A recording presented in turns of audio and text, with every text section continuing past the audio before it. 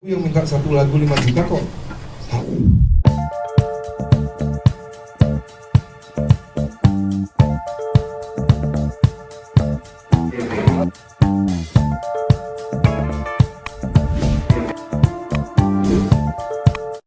Karaoke bisa mempergunakan master untuk mendapatkan keuntungan.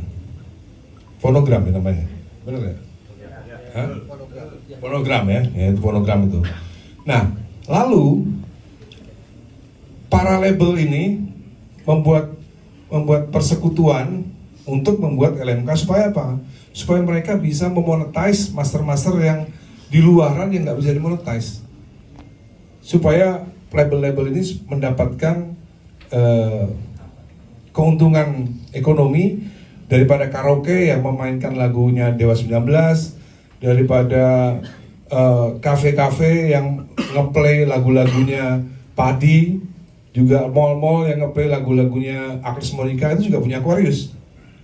Berapa album itu punya Aquarius. Nah, maka dari itu dibuatlah yang namanya LMK. Maka dari itu ada yang disebut dalam undang-undang itu kafe, mall, karaoke, restoran, dan lain-lain itu dalam undang-undang disebut layanan publik. Itu yang disebut, itu yang diatur dalam pasal 23 ayat 5 tadi. Jadi sebenarnya kenapa dalam 10 tahun ini dalam tanda kutip WAMI itu tidak pernah memberikan royalti yang sepantasnya soal konser? Karena konser itu memang nggak ada hubungannya dengan label, nggak ada hubungannya dengan Aquarius. Dewa 19 konser itu nggak ada hubungannya dengan Aquarius. Aquarius tidak pernah merasa dirugikan ketika Dewa 19 konser, karena memang nggak ada hubungannya dengan master yang tadi itu. Udah beda domain sebenarnya. Nah, selama 10 tahun dalam industri musik ini ada kerancuan dalam undang-undang itu, yaitu pasal 23 itu, yang sesungguhnya konser itu di luar daripada WAMI sesungguhnya. Karena kalau sekarang ini label-label dikumpulin, Pak O, Acin dan lain-lain pasti akan setuju. Karena tujuan asbabul nuzul dibuatnya LMK, WAMI dan lain-lain itu untuk mengkolek master, keuntungan daripada master yang sudah dibuat, yang dimiliki secara eksklusif oleh Aquarius.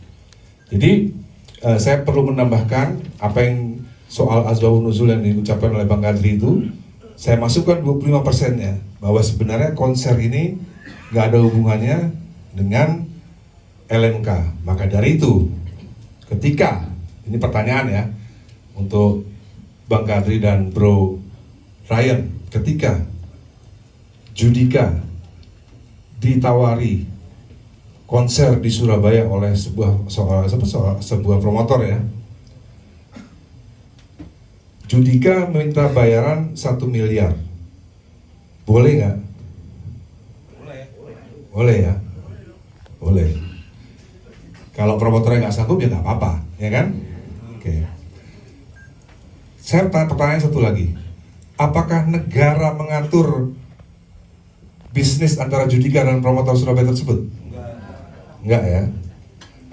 Lalu kenapa sekarang teman-teman divisi, ketika pencipta lagu meminta harga 5 juta per lagu misal ya, ke konsernya Agnes misalnya 5 juta, kenapa visi harus menganggap bahwa ini harus diatur negara? Iya kan? Kenapa pencipta lagu yang minta satu lagu 5 juta kok harus negara mengatur? Basisnya apa? Basis argumentasinya apa? Dasar pemikirannya apa negara ngatur pencipta lagu ngasih harga kepada promotor atau penyanyi? Itu royalti apa bukan, Mas? Itu royalti apa bukan? Royalti fee. Jadi itu yang perlu dijelaskan. Kenapa Judika minta 1 miliar kepada promotor boleh dan negara tidak mengatur? Kenapa ketika pencipta lagu minta lagu kepada promotor juga? Tentunya sebenarnya ini yang menjadi kerancuan kan begini. bukannya penyanyi yang harus bayar, bukan. Semua itu memang promotor yang bayar. Semua itu promotor yang bayar. Penyanyi pun juga promotor yang bayar gitu.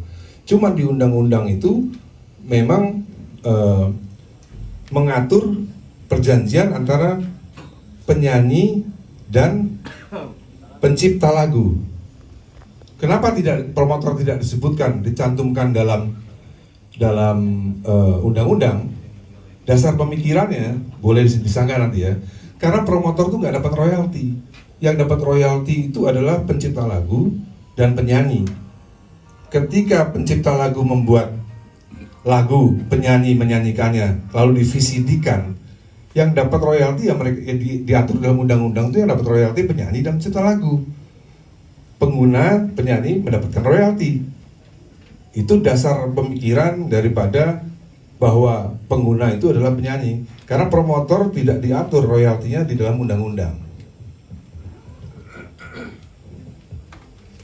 Ngerti ya? Nah, ini PR buat kita.